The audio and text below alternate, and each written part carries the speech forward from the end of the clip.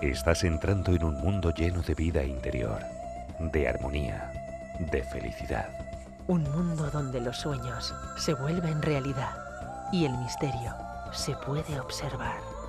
Donde la solidaridad, el humanismo y la espiritualidad se palpan en el ambiente. Tierra de Sueños es el programa que te descubre otros valores de existencia sin perder la realidad de tu propia vida. Trabaja, estudia, escucha, observa, medita y valora. Te mostramos muchas realidades. Te enseñamos muchos caminos. Te ofrecemos muchas herramientas incomparables para tu crecimiento interior y desarrollo personal. Bienvenido a Tierra de Sueños, el programa para gente como tú. Muy buenas noches y bienvenidos a Tierra de Sueños desde 25 Televisión, desde España y para toda nuestra comunidad, así para las comunidades que nos ven gracias a Miami TV y gracias a Nueva Imagen Televisión, ambas dos, tanto para la geografía latinoamericana en Argentina, ¿verdad?, y sus provincias, así como para Estados Unidos, Nueva York, Filadelfia y Costa Rica, gracias a la plataforma de Florida, Miami TV. Muy buenas noches y bienvenido a este programa que viene hablando de historia, de conceptos arquetípicos que tengan que ver con el conocimiento y el saber popular, por aquella ciencia que hoy atesora ese conocimiento y por aquella otra ciencia también por descubrir, que a lo mejor mitiga los conceptos y los paradigmas que la que hoy venimos estudiando, viene mostrándonos y enseñándonos hace tantos años atrás, ¿verdad? Hablamos también de historia. Es curioso porque si hablamos un poquito de esa parcela tan importante también para este programa, ¿se acuerdan ustedes de esos, permítanme ustedes la expresión, entrecomillado, ¿verdad?, de esos agoreros que nos decían que en función a lo que se había descubierto de aquellas profecías mayas, que el año se acabaría, o mejor dicho, la vida en este planeta se acabaría el 21 de diciembre del año 2012, de este año que estamos viviendo? Bien, pues se ha descubierto en Guatemala, en una localidad en la región de Petén, y en concreto en Sultún, que es una parte de esa región, ¿verdad?, se ha encontrado una casa sumergida en tierra. Hace un tiempo que el equipo Saturno la acaba de descubrir y patrocinado esas excavaciones por National Geographic, donde se viene a demostrar que lo que nos han venido contando esos agoreros no tiene nada que ver, que incluso el fin de ese nuevo año o el fin de ese nuevo ciclo para los mayas tardará como mínimo 7000 años más. Paso a explicarles. En concreto les diré que una de las paredes de esta estructura está cubierta con diminutos glifos rojos y negros. Algunos de ellos parecen representar los diferentes ciclos calendáricos trazados por los mayas, el calendario ceremonial de 260 días, que todos ustedes ya saben, y el calendario solar de 365 días, y el ciclo de 584 días del planeta Venus, y el ciclo de 780 días de Marte, según informa el arqueólogo William Saturno de la Universidad de Boston, que fue el que de alguna manera dirigió la exploración y la excavación. Bien, por primera vez podemos observar, como les digo, los registros reales de un escribano cuyo trabajo consistía en ser el guardián del registro oficial de una comunidad maya, explicaba el director de este equipo Saturno. Según los científicos del proyecto, a pesar de la creencia popular, no hay ninguna señal de que el calendario maya o el mundo acaben en el año 2012. El calendario marca más bien el transcurso de diferentes ciclos. Bien, pues el mural representa el primer arte maya que se encuentra en las paredes de una casa. Hay glifos pequeños por toda la pared, barras y puntos que representan columnas de números. Nunca hemos visto nada así, afirma este hombre, David Stewart, profesor de arte mesoamericano y escritura en esta Universidad de Texas en Austin, quien descifró los glifos. La estructura fue descubierta por primera vez en el año 2010 por el estudiante de Saturno Max Chamberlain. Luego, con el apoyo de una serie de becas de la National Geographic Society, Saturno y su equipo pusieron en marcha una exploración organizada y una excavación. Sultún, un terreno de 12 kilómetros cuadrados, donde decenas de miles de personas vivieron en el pasado, fue descubierto por primera vez hace unos 100 años por un trabajador guatemalteco. Bien, pues el equipo de excavaciones reveló que la construcción monumental de Sultún comenzó en los primeros siglos antes de Cristo. El sitio prosperó hasta el final del periodo clásico maya. el último monumento esculpido de Sultún, data de alrededor del 890 después de Cristo. Es extraño que los escritos y obras de arte en las paredes de Sultún se conserven, especialmente en una casa enterrada solo 1 metro por debajo de la superficie. Esta es la información que nos vienen dando los amigos del equipo de Saturno, pero estoy seguro que vendrán nuevas revelaciones que nos hablarán de esas profecías. Adiós a las profecías, adiós a aquellas profecías que hablaban, como les decía yo al principio, que el 21 de diciembre de este año el mundo se acaba. Desde luego, no hay peor que quererse muchas veces a aquellos periodistas, pseudo-periodistas o pseudo-investigadores que copian o pegan o simplemente hacen de su capa un sayo a la hora de explicar o de modelar algo que ha salido a la prensa y que no saben tan siquiera ni trabajar, ni investigar, ni desarrollar. Bueno, pues vaya nuestro agradecimiento a este equipo, ¿verdad?, al equipo Saturno y a la National Geographic Society por ese patrocinio en pro de la investigación y en favor de aquellos investigadores de pro que lo siguen haciendo y lo hacen francamente bien. No se nos acaba el mundo, tenemos mucha civilización por delante, mucha vida por delante en este planeta Tierra, algo que a todos nos alegra, ¿verdad? Bueno, pues muy buenas noches y bienvenidos a este programa que, sabiendo que tenemos al menos 7000 años más, pues está más que tranquilo en compartir con todos ustedes unos momentos televisivos. Buenas noches y bienvenidos a Tierra de Sueños.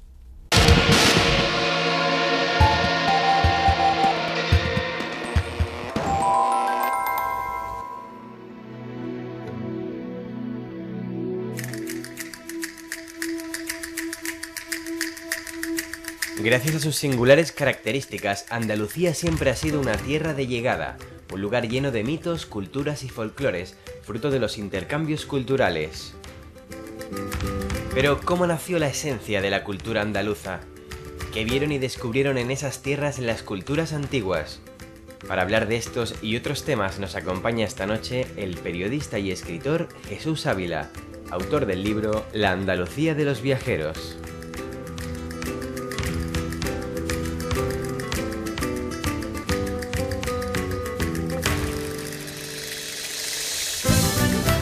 Bien, pues este es un mensaje no solamente para los catalanes, para los españoles, sino también para aquellos que nos llegan a ver desde otras tierras un poco lejanas. Me refiero a los amigos que gracias a Miami TV nos ven en Florida, en Nueva York, en Filadelfia y en Costa Rica, y gracias a la plataforma de Nueva Imagen Televisión nos ven en toda Argentina, ¿verdad? Bien, pues para ellos sobre todo, porque España es muy rica en muchísimas cosas, en cultura, en folclore, en comidas, ¿verdad?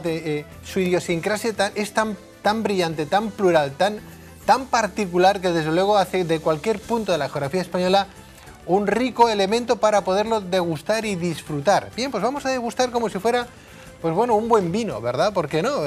Y vamos a trasladar alguna parte de nuestra geografía, de nuestra península que tanto queremos, a que todos ustedes lleguen a conocer una parte de esa España, que son muchas Españas, a veces pequeñitas y enfadadas, como diría aquel humorista español, ¿verdad? Bien, pues vamos a presentarles hoy una España, o mejor dicho, una parte de esa España que tiene que ver con esa cultura, con ese folclore, con una mezcla de culturas preciosa, cultura musulmana, judía, cristiana, etcétera, etcétera. Les hablo de Andalucía y lo vamos a hacer con un pequeño recorrido, un pasaje y un paisaje precioso gracias a este último trabajo, La Andalucía de los Viajeros, de Jesús Ávila Granados. Un buen amigo de este programa, un buen periodista y un magnífico escritor, aparte de un brillante amigo, ¿no? Jesús, muy buenas noches. Buenas noches, Pedro. Bienvenido. Y bien hallado. Gracias. Jesús, me ha entusiasmado tu último trabajo porque si eres amante de la historia, te encanta. Si eres amante de ese cierto misterio que nos rodea a todos, nos encantará igualmente. Y si además eres amante de viajar y de conocer mundo y cosas con sus modelos, sus arquetipos de una tradición a otra, nos va a encantar también. Por consiguiente, felicidades por tu último trabajo, ¿no? Muchas gracias. Pero trasladando este trabajo a la gente que nos ve, háblame de él, por favor. No se trata de una guía turística. No lo es. Es un libro en donde la palabra turismo desaparece. Muy bien. Convierte al lector en viajero en el tiempo y en el espacio.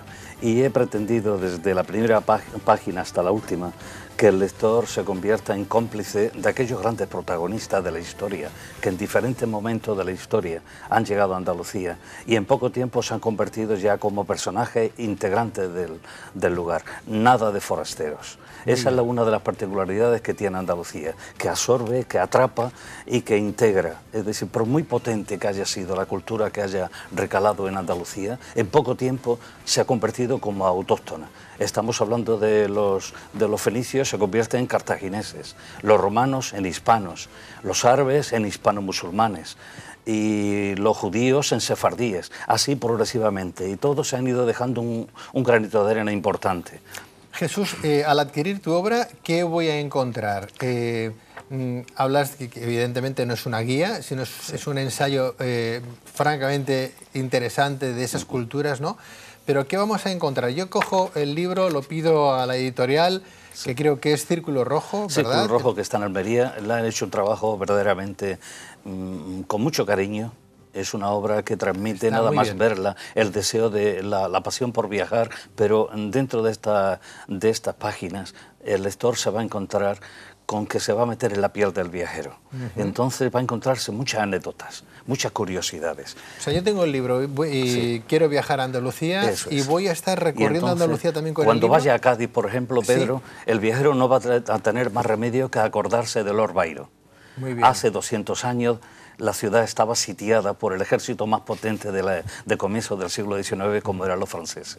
Pero paradójicamente los sitiados, que eran los españoles, que habían logrado refugiarse en la Tacita de Plata, se encontraron de que estaban mejor alimentados los sitiados que los sitiadores, porque a través del puerto entraban los helados más frescos y más buenos de Italia por el puerto de Cádiz. Y hay una cantidad de anécdotas muy curiosas. Lord Byron era un caballero, era un hombre liberal. Había huido de Inglaterra porque ya estaba harto de tanta censura de la política, y entonces encontró su caldo de cultivo en Cádiz, y allí pues participó en las tertulias. España fue el primer país de las tertulias, y también colaboró con la defensa de la ciudad contra los franceses. Él mismo animaba a los vecinos para que desmontaran los balcones de hierro y luego se fundieran para hacer cañones para luchar contra los soldados que la sitiaban. Y bueno, él, por otra parte, luego se vestía elegantemente porque era un caballero, era un gentleman, y entonces iba a participar en todas las sesiones culturales, en todas las manifestaciones, todas las obras de teatro. Y ¿por qué se le llama a Cádiz Tacita de Plata, Jesús? Porque, fíjate, lo curioso es que pocas ciudades del mundo occidental contaron con un alcantarillado público tan pronto como la ciudad de Cádiz. Era por eso la ciudad de las más limpias que había en todo el mundo occidental. Y lo mismo que hemos hablado de Lord Byron, podríamos hablar de Ronda, de Rainer Maria Rilke. El viajero que llega en nuestros días puede darse cuenta que hace un siglo aproximadamente este gran viajero y escritor alemán, nacido en Praga pero de lengua alemana como era Rilke, pues lo curioso es que en muchas de sus obras no se cita mucho la parte de Ronda, pero en las que se cita, el viajero que viene en nuestros días con un libro en la mano de él quiere seguir la huella de este gran viajero. Y este hombre quedó prendado verdaderamente cuando por la mañana, bien temprano, veía salir una nube de polvo por la población, que eran los ejércitos de ganado, ¿no? Y luego regresamos por la noche. Toda esta anécdota y esta curiosidad.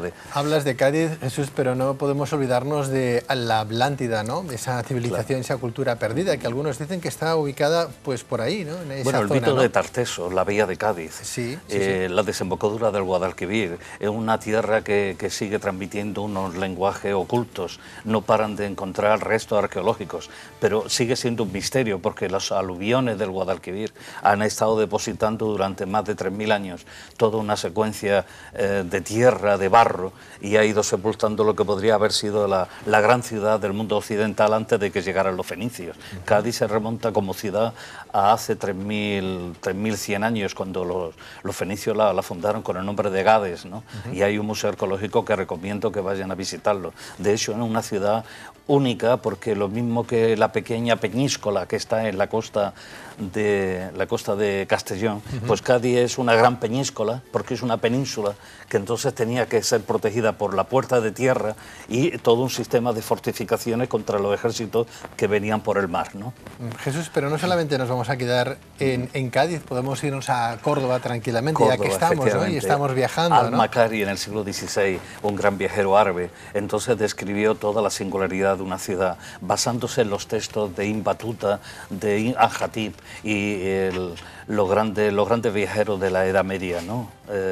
Árabes. Y entonces, gracias a Ibn Makari en el siglo XVI, podemos saber que en el siglo IX la ciudad de Córdoba sufrió un terremoto verdaderamente terrorífico, que quedó la ciudad, que era 1 millón de habitantes, bastante sepultada en polvo, pero en el tiempo de Muhammad I, que era el emir que entonces dominaba la ciudad, el único emirato árabe independiente de Damasco, fundado por Abderramán I, pues es una de las ciudades, ha sido una de las ciudades de referencia más importantes de la cultura, de todas las culturas.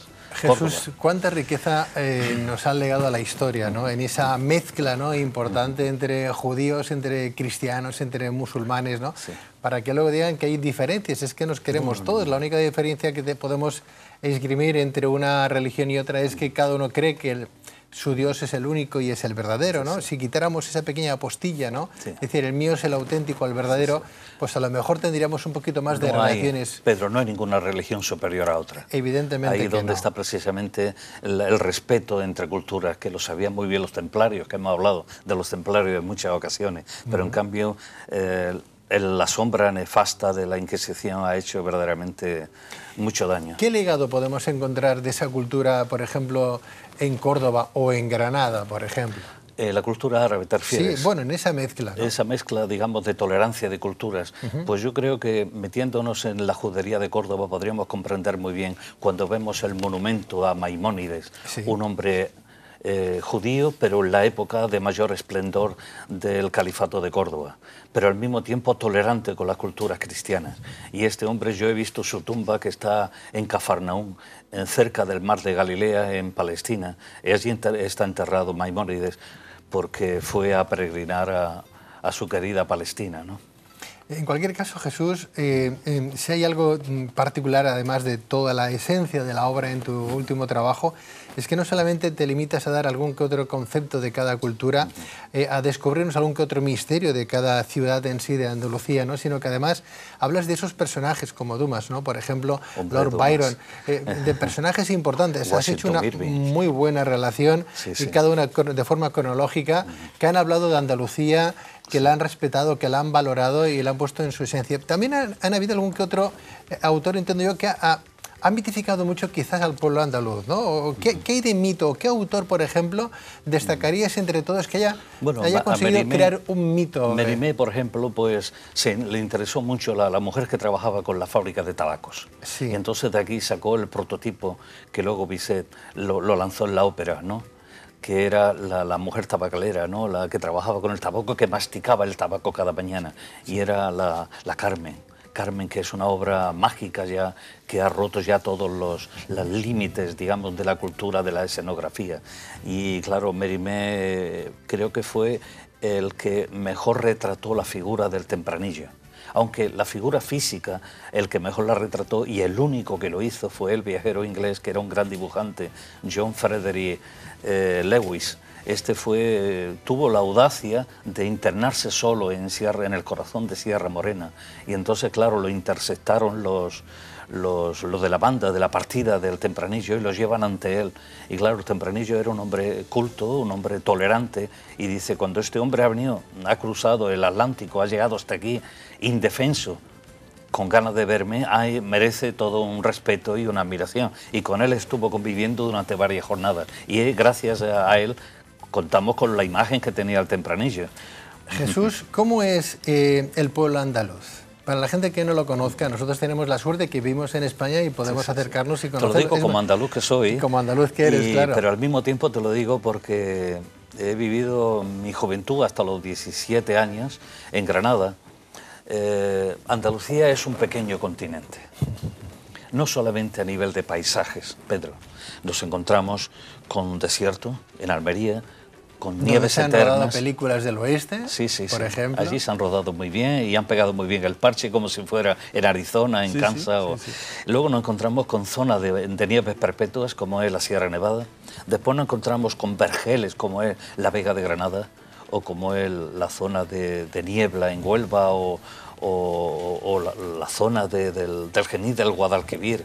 La provincia de Jaén es verdaderamente exquisita, es la puerta que une Castilla-La Mancha con Andalucía. Es decir, hay una mezcolanza de culturas, de pueblos. Lo mejor que ha llegado a la península ibérica se ha fundido perfectamente en Andalucía. Por lo tanto, el ser andaluz, el andaluz de nuestros días del año 2012 que estamos, es la consecuencia de todo este amasijo de culturas que ha sabido integrarse muy bien. Yo creo que es un pueblo tolerante, es un pueblo sufrido y es un pueblo que ha admitido siempre a todo pueblo que ha llegado de fuera. Y un pueblo además no solamente interesante y rico en su cultura, en sus gentes, sino además un pueblo simpático, ¿no? Agradable. Allí donde haya un andaluz, eso se nota ahí como una chispa, ¿no? Y no digo que el resto de autonomías y de ciudadanos de este país seamos un poco más apagados, ¿no? Todo lo contrario, cada uno tiene su particularidad, forma de entender el mundo y de vivirlo, de codearse con las gentes, ¿no? Pero el pueblo andaluz, desde luego, es un pueblo muy abierto, sobre todo para la gente que viene de fuera. Yo me acuerdo de un libro que leí, La tesis de Nancy, porque describe perfectamente a este pueblo andaluz. Me acuerdo de un pasaje en concreto de esa obra de La tesis de Nancy. Una chica que va a conocer el pueblo, está preparando su tesis doctoral, se mete por una calle muy estrecha, ¿no? Y había un zapatero remendón en la puerta, pues eso, reparando zapatos, ¿no? Y ella pasó y el zapatero le dice, adiós, guapa, ¿no? Hasta luego, ¿no? Y ella continúa y dice, qué simpático, ¿no? Hasta luego, pues si yo no voy a pasar más porque ya me voy, ¿no? La calle estaba cortada y tuvo que pasar de nuevo. Claro. No creo en las casualidades, ¿no? Por si te qué simpática, lo es simpático y desde luego que sí, pero como diciendo, vas a volver por aquí de nuevo guapa, ¿no? Efectivamente. Bueno, pues esta circunstancia la he visto en varios viajeros que le chocaba muchísimo, que venían de países en donde la revolución industrial estaba a flor de piel. Había centenares de trabajadores que entraban de sol a sol trabajando en las fundiciones de hierro de Inglaterra, de Alemania, de Francia. Y claro, el choque cultural cuando llegan a Andalucía era verdaderamente espantoso para ellos. No podían concebir muy bien lo que has dicho antes, de que en pleno día, en plena jornada de trabajo, a las 11 de la mañana, pues había muchos grupos tomándose unas tapitas en una plaza pública. No lo entendían y claro, la filosofía del andaluz es totalmente distinta. Y eso no quiere decir que sean flojos, que es el concepto que nos lo han dado. ¿Cómo van a ser flojos si a las 9 de la mañana tienen su mondadito con manteca y su café, a las 12 otro... Saben vivir, otro apaño, ¿verdad? Sí. Y así, yo estuve viviendo hace muchos años en Andalucía con Jesús Quintero, a quien le envío desde aquí un fuerte abrazo. Estuvimos ahí montando su emisora de radio y demás. Y la verdad es que además tengo familias por ahí abajo, ¿no? Y tengo unos recuerdos francamente muy bonitos, no solamente de mi propia familia, sino de la gente que llegué a conocer ahí con mi propio trabajo ahí. Y es verdad que uno llegaba muy temprano a trabajar y luego se encontraba que el que venía, pues no solamente llegaba a las 8 y un poquito más largo, ¿no? Hay que entrar a las 8 y tal. No, a las 9 y al cabo de 10 minutos un mondadito con manteca colorada, ¿no? Y un cafelito. Es un concepto distinto de ver la cosa. De ver y de vivir la vida, ¿no? Ahí se vive la vida. Lo cierto es que, como dijo Unamuno, la persona no viaja a un lugar, sino que huye del lugar de origen. Entonces, cuando los viajeros llegan a Andalucía, es lo que he comentado antes, que se integran con facilidad y de tal manera como Alejandro Dumas, cuando abandona Granada camino de Sevilla, gira su cabeza y mira arriba a la Alhambra y se puso a llorar, como diciendo, ya salgo de este paraíso en la tierra. Desde luego la cultura judía, la cultura árabe nos ha dejado mucha impresión en esa Andalucía rica, Andalucía rica en ese folclore, en esa cultura, ¿no? En ese arte, a diferencia de otras autonomías que a lo mejor les costó un poquito más desde la propia romanización hasta el poder llegar a tocar o palpar ese pueblo árabe o musulmán, ¿verdad? Ahí lo tenemos muy centrado, ¿no? Igual que en otras comunidades, como en Cataluña tenemos, pues a lo mejor Cataluña es, desde ese punto de vista multidisciplinar, a lo mejor es como más cosmopolita, desde el punto de vista de que estamos como más cerca de, ¿no? Francia, de Europa, etcétera. Y tenemos otra visión también del mundo, que no deja de ser ni mejor ni peor, sino es totalmente diferente, como los gallegos, el pueblo vasco, etcétera, etcétera. Todo hay que admitirlo perfectamente. Y ahora que habla de la cultura judía, te podía recordar un pequeño detalle, que es que Benjamín Disraeli, que era uno de los hombres estrategas políticos más renombrados que hemos tenido en Europa en el siglo XIX, pues la época de Isabel I de Inglaterra, este hombre estuvo ahorrando durante muchos años para poder ir a Andalucía. Y el objetivo de él, ¿sabes cuál es? Meterse en la judería andaluzas y ver su antepasado, porque él era judío. Bueno, pues Jesús, permíteme, porque si vienen ustedes a España o simplemente ustedes que ven España quieren conocer un poquito mejor esa Andalucía que estamos proponiendo en el día de hoy, además de comprar o de adquirir este libro, el magnífico libro de Jesús Ávila Granados, La Andalucía de los Viajeros, de la editorial Círculo Rojo, además de... vayan ustedes a Andalucía, vayan ustedes al casco viejo andaluz, bueno, vayan ustedes a cualquier parte de Andalucía y van a encontrar lo que quieran, ¿verdad? Cosas muy interesantes. Pero dejen ustedes una pequeñita partida para venir también a conocer la parte judía, por ejemplo, de Cataluña o de Barcelona. Y pueden llegar a comparar los dos perfiles. Desde luego, hay algo ahí que se palpa en el ambiente, Córdoba, tanto en un pueblo... Córdoba con Besalú, por ejemplo. Por ejemplo, como con el pueblo catalán, del que yo también me manifiesto porque evidentemente soy de esta tierra, ¿no? Pues Jesús Ávila Granados, muchas gracias. Felicidades por tu último trabajo. Muchas gracias a ti, Pedro, y felicidades por este gran programa. Gracias, eres muy amable. Buenas noches. Buenas noches.